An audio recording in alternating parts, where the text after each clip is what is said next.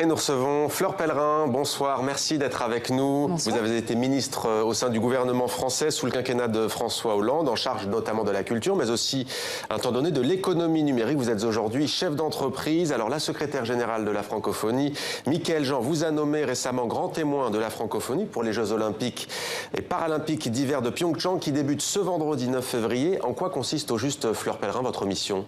Alors, cette mission consiste à veiller à ce que le français soit bien respecté comme langue olympique, puisque vous savez que l'olympisme a plusieurs langues, l'anglais et le français, et donc il faut veiller à ce que dans les supports de communication, dans les annonces, eh bien, le français soit bien présent comme langue parlée par l'organisation, par les journalistes, par les athlètes. Voilà, c'est ce rôle-là. Alors c'est vrai qu'on a tendance à l'oublier, mais vous l'avez rappelé, tout le monde ne le sait pas forcément, les langues officielles du CIO, Comité international olympique, sont le français et l'anglais. Vous serez chargé de veiller au bon usage du français, vous l'avez dit. C'est vrai qu'il s'agira aussi pour vous de montrer la richesse de la francophonie. Face à la concurrence de l'anglais, on ne le répétera jamais assez, c'est pas évident, même quand le français est langue officielle.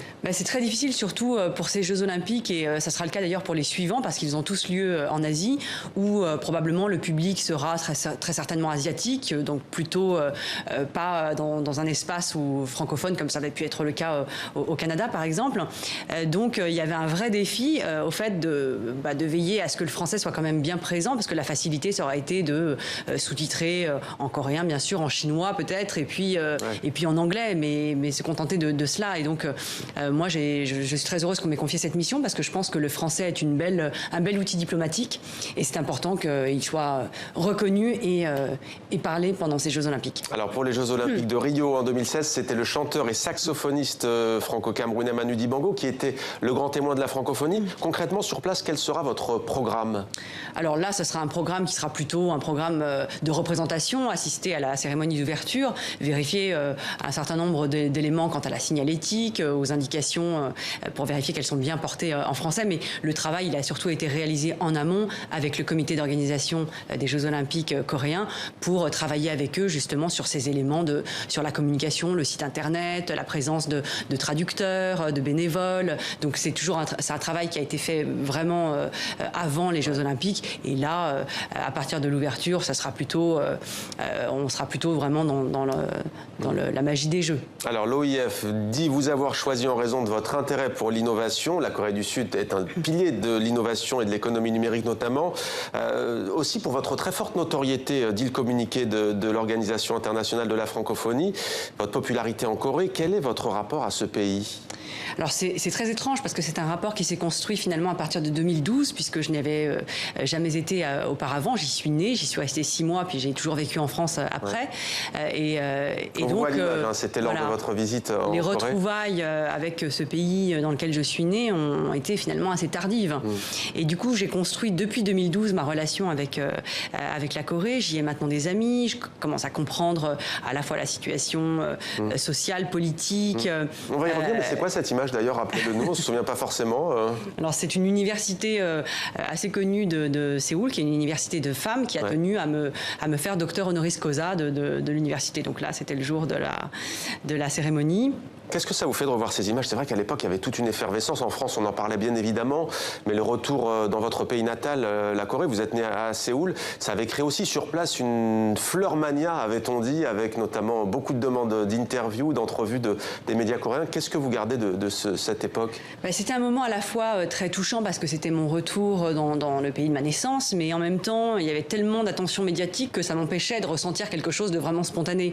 Et donc, finalement, c'est plutôt par la suite, lorsque je suis allée seule à la rencontre du pays, que j'y ai établi des liens qui sont des liens plus profonds et probablement plus durables, plus structurants. Donc c'est vrai que c'était très émouvant. Alors vous avez parlé du contexte politique justement, on l'a appris il y a quelques jours, les délégations sud-coréennes et nord-coréennes vont défiler ensemble. Les joueuses nord-coréennes de hockey sur glace féminin sont déjà sur place. Que vous inspire ce rapprochement symbolique certes, mais important tout de même, non? Oui, c'est évidemment quelque chose qui est lancinant, qui est à la fois présent est absent dans le quotidien des Coréens, parce qu'ils se sont habitués, en tout cas les Coréens du Sud que je connais, se sont habitués à vivre dans cette situation de guerre, puisque aucune armistice n'a été signée. Donc la situation est encore une situation de guerre, mais c'est quelque chose qui fait partie de leur quotidien, et ils s'y sont habitués. Et maintenant, les gens ont un peu perdu aussi le souvenir des membres de leur famille qui étaient restés au nord. Donc c'est très particulier, parce que je crois que c'est à la fois un souhait très naturel de vouloir la réunification, et en même temps aujourd'hui les conditions sont matériellement très très compliquées, beaucoup plus qu'elles ne l'étaient en Allemagne par exemple au moment de la réunification, pour des raisons de divergence de pouvoir d'achat, de développement économique, et en même temps c'est voilà, ces moments où des familles peuvent se retrouver, où des athlètes vont pouvoir jouer côte à côte. Et on sait très bien ce que sont les valeurs aussi de l'olympisme. C'est les dépassements des tensions, les dépassements de la guerre, le pacifisme. Donc tout ça est très très important et très chargé symboliquement. Et je suis sûre qu'on aura de très très belles images, probablement très très émouvantes. Si très vous touchantes. pouvez, vous assisterez à la rencontre, au moins une des rencontres de l'équipe de hockey sur glace féminine. J'aimerais beaucoup, oui, si c'était possible, j'aimerais beaucoup. Et je pense que ça va être un moment très fort. Très fort. Ça vous a inquiété les provocations de part et d'autre entre le président américain Donald Trump et le dirigeant nord-coréen Kim Jong-un, ou est-ce que vous dites, hélas, ça fait des années, des dizaines d'années qu'on a parfois des pics de tension, le fameux regain de tension, comme on dit parfois dans les médias? Je pense que j'ai fini par adopter le point de vue de mes amis sud-coréens, des gens que je fréquente, et donc c'est vrai que moi ça m'a plutôt moins inquiété que ça aurait pu, parce que j'avais l'impression qu'il y avait beaucoup de gesticulation, il y avait beaucoup de mise en scène, et parce que d'une certaine manière la tension était probablement en termes de gradation un peu plus forte que d'habitude, mais c'était quand même un peu business as usual, comme disent les anglo-saxons. Donc c'était plutôt quelque chose qui était un peu plus intense, mais dans la ligne de ce qui se produit d'habitude. Donc ça ne m'a pas tellement inquiété. La France, selon vous, et la francophonie, elle pourrait essayer de faire davantage d'un point de vue diplomatique dans cette région du monde? Oui, et je pense sur le plan culturel, parce qu'il y avait déjà des initiatives dont peu de gens parlaient en réalité, mais notamment j'avais rencontré moi en Corée du Sud des archéologues français de l'école française d'archéologie qui travaillaient sur des chantiers de fouilles avec des équipes qui étaient des équipes mêlant des Coréens du Sud et du Nord. Donc par la culture, par l'exploration du passé, du patrimoine, je pense, et peut-être par d'autres formes d'échanges culturels, je pense qu'il peut y avoir des voies de rapprochement qui sont peut-être moins tendues, moins difficiles à faire avancer que sur le plan purement politique.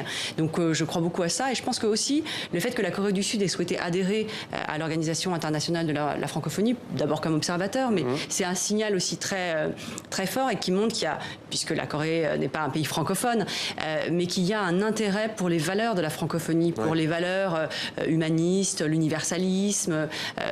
Donc je trouve que c'est un signal très intéressant sur le plan politique de ce que la Corée souhaite faire diplomatiquement dans les années à venir. Et je pense que c'est aussi une volonté d'ouverture et de densification des échanges. Donc je pense que tout ça va dans un sens.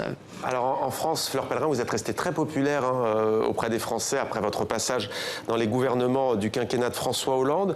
Aujourd'hui, que devenez-vous? Peut-être que nos téléspectatrices et téléspectateurs veulent le savoir. Vous êtes chef d'entreprise? Absolument. Donc j'ai effectivement créé une entreprise, un fonds d'investissement. Donc c'est une entreprise qui investit dans les start-up françaises et européennes pour les aider à grandir, pour les aider à croître. Vous savez que j'ai eu un combat quand j'étais ministre, c'était d'aider les entreprises françaises à devenir des champions mondiaux. Et bien d'une certaine façon, je poursuis aussi cette intention en étant chef d'entreprise, parce que maintenant, j'essaie de leur apporter des capitaux, mais aussi de l'aide notamment en Corée, où je leur ouvre des portes. Donc j'essaie d'accompagner des entrepreneurs français et européens dans leur développement international et dans leur croissance. Alors vous le savez, 1 an et 7 mois après l'arrivée d'Emmanuel Macron au pouvoir à l'Élysée, après sa victoire, on parle beaucoup encore aujourd'hui de renouvellement de la classe politique en France. Ça a été un véritable choc.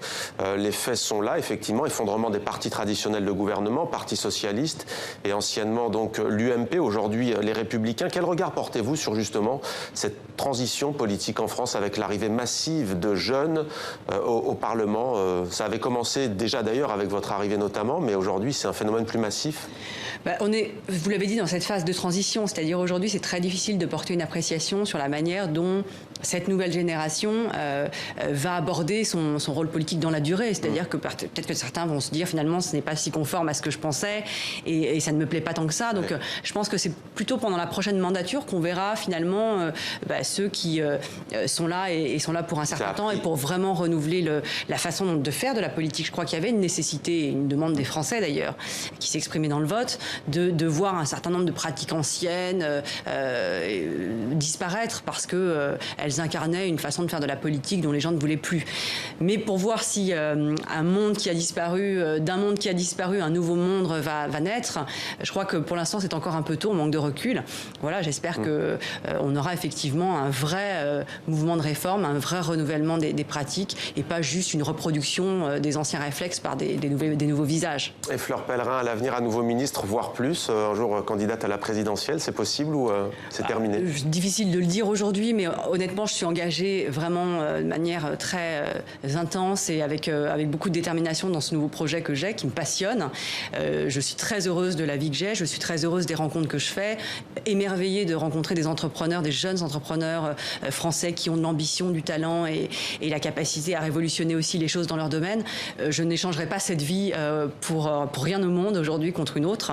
Et pour mes équipes, pour mes investisseurs, ce que j'ai envie de leur dire, c'est que j'ai fait ce choix en conscience et que je suis là pour longtemps. Pour longtemps et pour la durée. Merci beaucoup Fleur Pellerin d'avoir répondu à nos questions sur TV5 Monde. Je rappelle que vous êtes donc le grand témoin de la francophonie pour ces Jeux Olympiques d'hiver de Pyeongchang en Corée du Sud. Jeux Olympiques et Jeux Paralympiques. Très bon voyage à vous en Corée du Sud et bon JO. Merci à vous. Merci beaucoup.